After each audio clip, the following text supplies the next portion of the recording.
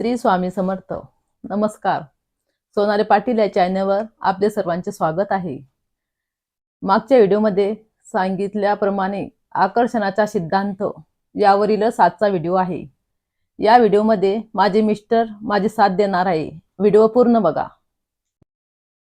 श्री स्वामी समर्थ. नमस्कार. आजचा आपला जो टॉपिक आहे लॉ ऑफ अट्रॅक्शन. आता याबद्दल म्हणजे मिसेसचा आग्रह होता की तुम्ही थोडं मार्गदर्शन करावं याबद्दल, त्यामुळे मी या व्हिडिओमध्ये आज तुम्हाला काही मला जेवढं नॉलेज आहे त्या शेअर करण्याचा प्रयत्न करतो. आता लॉ ऑफ अट्रॅक्शन किंवा आकर्षणाचा सिद्धांत याबद्दल आपण सर्वांनीच कुठं ना कुठं ऐकलेला असेल किंवा कोणी वाचलेला असेल किंवा कोणी व्हिडिओ बघितला असेल. तर याविषयी मार्केटमध्ये बरेचसे बुक्स वगैरे अवेलेबल आहेत की जसं समजा हॅपी थॉट्स आहे सर श्री यांचे, किंवा आकर्षणाचा जो सिद्धांत आहे म्हणजे लॉ ऑफ अट्रॅक्शन यावरती जे बुक्स आहेत जसे की समजा जेरी हिक्सचं आहे, रोंडा बायरनचं आहे, किंवा मितेश खत्री, इंदू खत्री यांचे खूप छान प्रकारे लिहिलेले बुक्स आहेत. ते जर तुम्ही वाचले तर तुम्हाला ह्या सगळ्या गोष्टी क्लिअर होतील. परंतु आजकाल काय माहिती आहे का की आपण म्हणजे बुक्स वाचण्याचा कंटाळा करतो.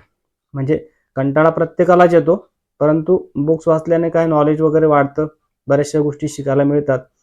परंतु आजकाल ते शक्य नाही आहे, कारण सोशल मीडियामुळे किंवा प्रत्येकाच्या हातात मोबाईल आल्यामुळं लहानांपासून मोठ्यापर्यंत प्रत्येकालाच बुक्सचा कंटाळा आहे. या अनुषंगानेच हा व्हिडिओ आम्ही बनवत आहोत की जेणेकरून की ज्यांना समजा बुक्स वाचणं शक्य नाही तर ते अशा व्हिडिओच्या माध्यमातून तरी या प्रकारचं समजा नॉलेज घेऊ शकतील, यासाठी आजचा व्हिडिओ आहे. तर आकर्षणाच्या सिद्धांताबद्दल आपण बोलूया. कारण आकर्षणाचा सिद्धांत म्हणजे इन शॉर्ट काय की आपल्याला समजा कुठलीही प्रत्येकाच्याच काही ना काही इच्छा असतात. म्हणजे प्रत्येकालाच वाटतं की बाबा जसं आपल्याकडं समजा कार असावी, बंगला असावा, चांगलं स्वतःचं घर असावं, किंवा आपल्या मुलांचे चांगले शिक्षण व्हायला पाहिजे. तर या प्रत्येकाच्याच इच्छा असतात.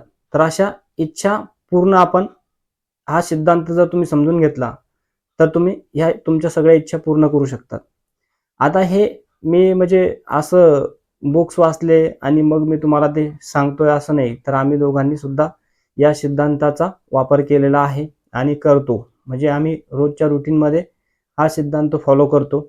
त्यामुळं म्हणजे बऱ्याचशा गोष्टी यामुळं आमच्या शक्य झालेल्या आहेत की ज्या ज्या इच्छा होत्या त्या बऱ्यापैकी पूर्ण झालेल्या आहेत. तर आता आपण आकर्षणाचा सिद्धांत म्हणजे काय ते अगदी सोप्या भाषेत समजून घेऊ.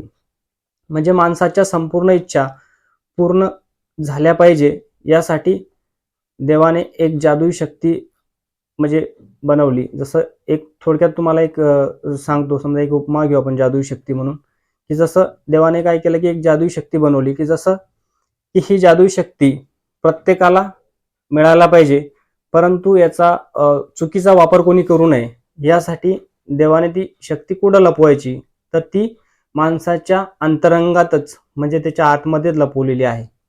म्हणजे कारण देवाला हे चांगलंच माहिती होतं की आपण काय करतो, प्रत्येक जण की आपण आपल्या अंतरंगात झुकून बघत नाही, तर आपण काय करतो आपल्या सभोवताली किंवा आसपास यश किंवा आनंद शोधण्याचा प्रयत्न करतो.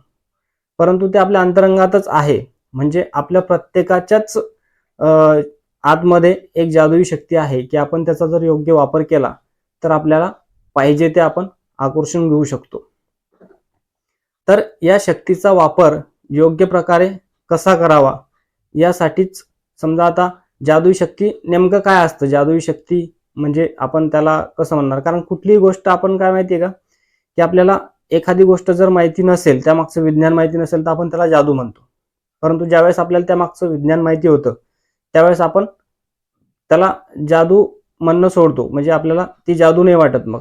म्हणजे जसं आता प्राचीन काळी किंवा पूर्वी समजा काय होतं की समजा एखाद्याला जर औषधीबद्दलचं काही नॉलेज असेल किंवा ज्ञान असेल, तर त्यावेळेस पूर्वीचे लोक समजा त्याच्याकडे वैद्याकडे किंवा कोणाकडे लोकांना घेऊन जायचे आणि त्यांनी त्याला बरं केल्यानंतर आपण त्याला म्हणजे किंवा जुने लोक त्याला जादूगार समजत होते. ते कशामुळं, कारण त्यांना औषधामागचं विज्ञान माहिती नव्हतं किंवा त्या मागं औषध काम करतं हे विज्ञान माहिती नव्हतं. ज्यावेळेस माहिती झालं त्यावेळेस आपल्याला समजायला लागलं की ह्या औषधामुळे माणूस बरा होतो, म्हणजे कुठली जादू नाहीये. तर तसंच ही जी जादू शक्ती हे आपल्या अंतरंगात आहे, परंतु याचा आपण चांगला वापर केला तर आपल्याला म्हणजे जीवनात पाहिजे ते आपण आकर्षून घेऊ शकतो. तर आकर्षणाच्या सिद्धांतामागे सुद्धा असेच विज्ञान आहे की आपण जी एखादी इच्छा समजा जादुई शक्ती समोर जर ठेवली तर ती इच्छा पूर्ण करण्यासाठी म्हणजे ती इच्छा आपल्याकडे आकर्षली जाते तर व पूर्ण होते. म्हणजेच आपण आपली कोणतीही इच्छा या सिद्धांताद्वारे पूर्ण करू शकतो.